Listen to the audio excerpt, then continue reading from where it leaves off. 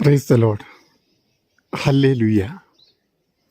अय्यूब का ग्रंथ अध्याय 24 पद संख्या 19। Book of Job chapter 24 verse 19। जिस तरह सूखी धरती पर गर्मी पिघली बर्फ सोख लेती है, उसी तरह अधोलोक पापी को निगल लेता है। जिस तरह सूखी धरती पर गर्मी पिघली बर्फ सोख लेती है, उसी तरह अधोलोक पापी को निगलता है। हालेलुया। वचन में स्पष्ट बताया है कि पापी की क्या अवस्था होती है। सूखी भूमि पर जो बर्फ गिरता है वो ज़्यादा समय तक नहीं टिक पाता है। वो धरती की जो गर्मी है वो गर्मी उस बर्फ को पिघला देती है। आप मेरे पीछे पहाड़ देख सकते हैं।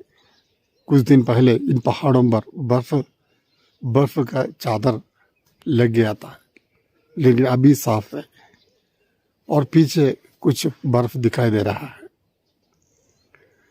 तो वचन में बताया गया है पापी की अवस्था भी इसी प्रकार है। पापी व्यक्ति अधोलोक के अधीन हो जाता है। अधोलोक को, नरक को उस व्यक्ति पर अधिकार मिलता है।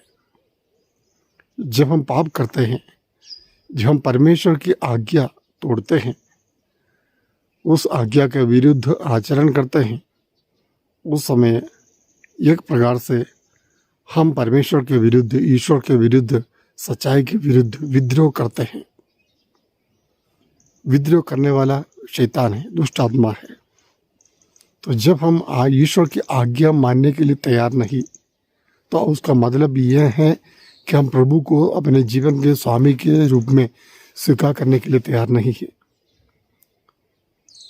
तो दूसरे शब्दों में कहें, उसका मतलब यह है कि मैं प्रभु को छोड़कर मैं दुष्ट आत्मा को साथ देता हूँ।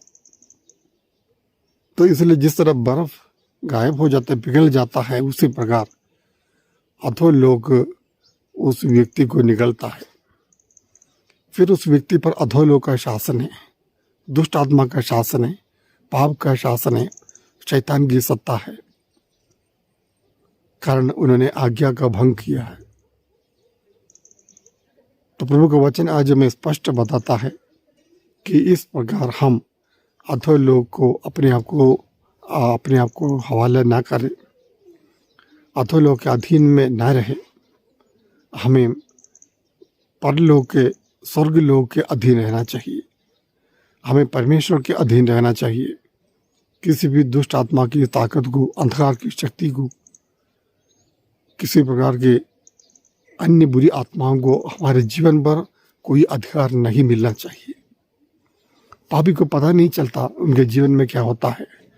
उसको पाप करने वाला व्यक्ति, पाप में निवास करने वाला व्यक्ति, पाप का फल भोगने वाला व्यक्ति, पाप से जो संपत्ति बढ़ाने का प्रयास करने वाले व्यक्ति को पता नहीं चलता है कि जिस जमीन पर वो खड़ा है उसके नीचे की मिट्टी सरकती जा रही है। पता नहीं चलता। विनाश इसी प्रकार उनके जीवन में आता है। तो प्यारे भाई और बहनों, हम प्रभु से प्रार्थना करें, विनती करें, हमें इस वचन को गंभीरता से लेना चाहिए। पाप से दूर रहना चाहिए, बुराई से, बुरी संगति से अपने आप को दूर रखना चाहिए। कभी भी हमें अधोलोक के अधीन में रहना नहीं चाहिए। अधोलोक हमें निगलता है, पापी को निगलता है। ये ध्यान में रखिए। निगलने का मतलब उसमें बचने का कोई चांस ही नहीं है, पूरा अंदर चला जाता है। इसी प्रकार हम अपने जीवन को बर्बाद ना करें। प्यारे भाई बहनों, परमेश्वर ने जो जीवन दिया है वो जीवन अनमोल है, उसे बर्बाद ना करें। परमेश्वर की महिमा के लिए इस जीवन को जीने का प्रयास करें। आमीन।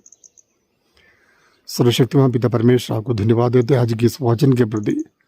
हाँ प्रभु, हम जानते हैं हमें कभी कभी अधोलोक निकलता है, जिसके कारण हम पाप से बाहर आ नहीं सकते हैं। बुरी आदतों को, बुराई को छोड़ नहीं पाते हैं प्रभु। हाँ प्रभु, आप अपने पुत्र ईसा मसीह के द्वारा, प्रभु यीशु के द्वारा हमें अधोलोक से भी बचाया है, अधोलोक की सत्ता को समाप्त कर दिए। हाँ प्रभु, हम विश्वास करते हैं आप पर, हमें सहायता दीजिए प्रभु, हमारी मदद कीजिए प्रभु, ताकि हम पाप का मार्ग त्याग कर छोड़कर है आपके मार्ग, जीवन के मार्ग को अपनाए। आमीन।